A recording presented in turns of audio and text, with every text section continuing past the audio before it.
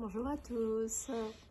Bonjour, bonjour à chacun, bonjour à chacune. Alors, pour ceux qui n'ont pas vu notre vidéo comment je dirais, de vœux, eh bien, on ne vous souhaite ni une bonne année et ni une mauvaise année.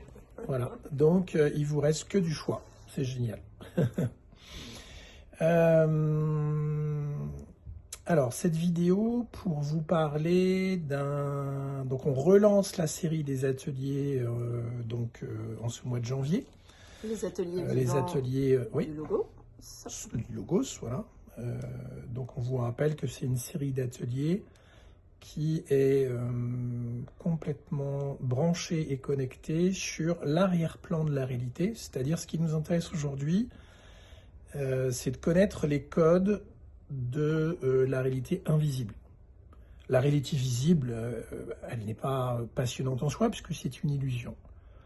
Alors bon, on peut passer des années à décrire une illusion, mais fondamentalement, c'est pas ce qui change notre quotidien. En tout cas, c'est pas ce qui nous permet de nous retrouver nous-mêmes. Au contraire, le fait de nous intéresser à une illusion a plutôt tendance à nous écarter de notre nature et de ce que nous sommes vraiment. Hein. Donc, ce qui nous intéresse, et c'est pas un mince travail, on vous le cache pas, parce que finalement, s'intéresser à des choses qui sont reprises par la science, qui sont décortiquées depuis des années, que ce soit au niveau biologique, neurologique, au niveau biomécanique, au niveau même quantique. Bon, c'est intéressant, mais décrire une illusion, franchement, ça ne nous passionne pas. En tout cas, ça ne nous passionne plus. Hein. Donc, ce qui nous intéresse aujourd'hui, ça veut dire que on est amené à avoir de l'information totalement nouvelle. Et c'est ce dont on a besoin aujourd'hui, puisque on est en train de passer et de basculer vers quelque chose qui est le monde et le langage de la conscience. Hein. Le langage de la conscience, c'est pas avoir conscience d'eux, c'est le fait de vivre dans un champ de conscience, tous réunis, et d'apparaître dans le même champ de conscience. Alors après, à vous de voir si vous vous identifiez à ce champ de conscience, mais si vous vous identifiez à ce champ de conscience, ça veut dire que vous êtes la totalité de la réalité. Et vous n'êtes plus juste ce corps qui apparaît.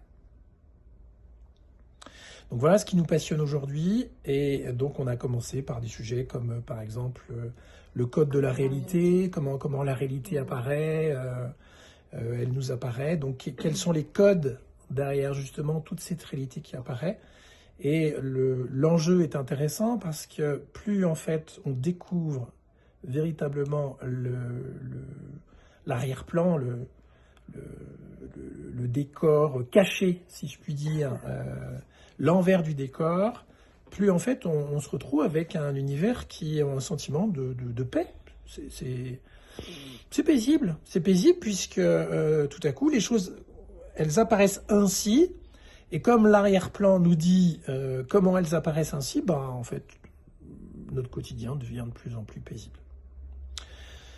Cette semaine, ce qui va nous intéresser dans l'arrière-plan de la réalité, c'est quelque chose d'assez étrange, qui est un peu présent déjà depuis plusieurs mois, mais qui nous est demandé de regarder à la loupe cette semaine, qui est le code de notre réalité inversée. Qu'est-ce qu'on entend par là?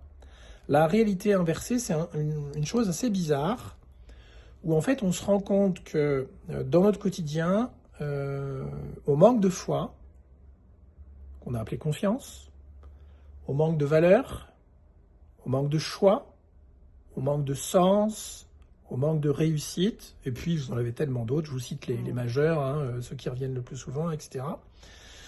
Et donc on vit dans une réalité de pénurie et de manque. Ce qui est quand même assez étrange, parce que si on regarde l'arrière-plan de la réalité, en fait, c'est tout l'inverse. C'est-à-dire que la foi n'a pas d'opposé, donc elle n'a pas de rival, le choix non plus, la réussite non plus, le sens non plus, et puis, je ne sais pas tous cités, mais ceux qu'on a repris tout à l'heure, la valeur, etc., etc. Bref, la liberté, enfin tout ce que vous voulez. Donc c'est quand même assez étrange de voir que dans la forme humaine de la conscience, eh bien, on vit dans une réalité de pénurie. Et on va voir à travers, alors ce ne sera pas le seul sujet, mais celui-ci sera majeur, on va voir que cette réalité qui nous apparaît de manière inversée, elle est reliée directement à une présence dont on n'est pas conscient. Ça peut demander des années avant véritablement que ça nous apparaisse, qui est une présence de pliure de l'espace, c'est-à-dire de pliure de la conscience. Alors on a cru pendant un certain temps que cette pliure était liée au fait que notre corps apparaissait avec des contours et qu'il y avait un intérieur à ce corps et un extérieur à ce corps. Or on s'est aperçu dernièrement qu'en fait, c'est pas que ça n'a rien à voir, mais ce n'est pas la conséquence de. C'est quelque chose qui apparaît simultanément. Le fait que les corps soient séparés par de l'espace, eh bien, est lié à une pliure de la conscience. Einstein disait que l'espace est courbe, et cette pliure de la conscience forme comme une espèce de division de la conscience, et donc une réalité qui est séparée dans notre quotidien entre un intérieur, une réalité intérieure et une réalité extérieure. Donc on va voir qu'en fait, cette pliure de l'espace, qui ne se résout pas à juste je suis ce corps. Vous allez voir que je suis ce corps n'est qu'une image holographique de cette pliure. Et on va voir quelles sont toutes les conséquences de cette pliure dans l'espace, notamment notre réalité qui est inversée, mais aussi la foi,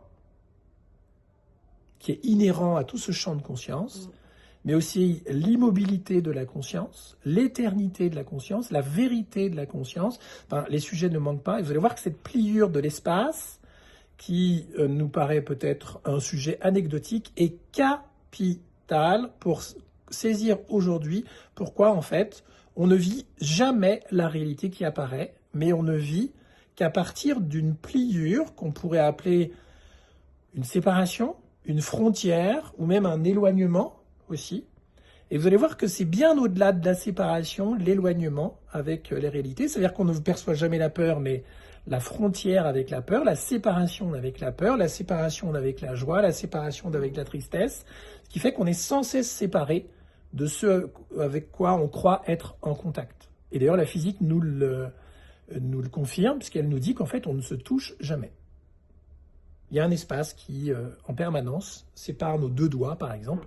Avec Stéphanie, là, on ne se touche pas. Hein. Donc, quelles sont les conséquences et c'est quoi cette pliure? Comment elle apparaît?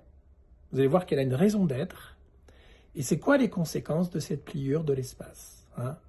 Et cette chose bizarre qui nous fait voir une réalité qui est finalement à l'inverse de ce que l'on est vraiment, puisque nous sommes la foi, le choix, la réussite, le sens, etc. C'est quand même étrange. Et on va voir que cette construction, elle a totalement son sens. Mais ça va vous demander d'assister à l'atelier. Donc ça, c'est la première partie. Enfin, la première partie. On va peut-être la mettre en deuxième partie, cette fois-ci. Oui.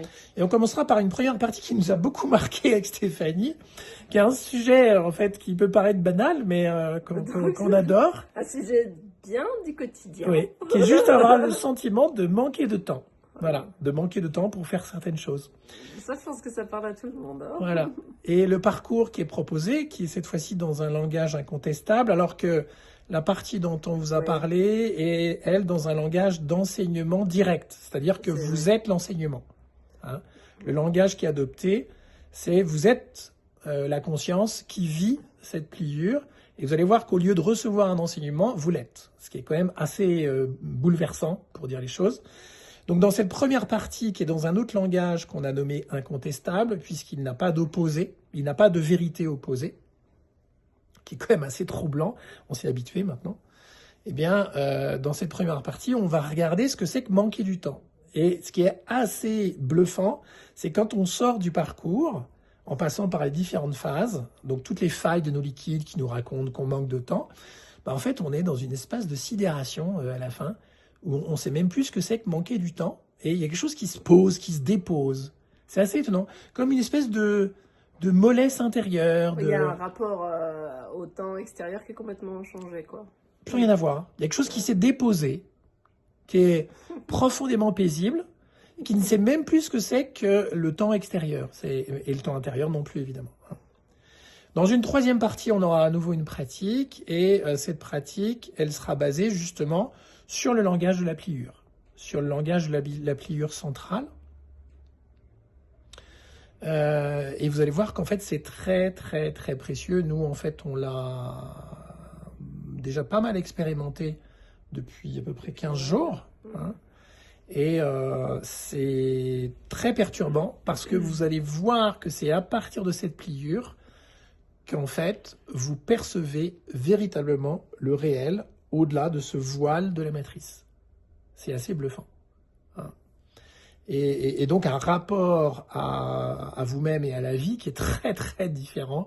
C'est très perturbant et en même temps, on ne cesse de vous proposer des espaces qui sont perturbants par rapport aux repères que l'on a habituellement.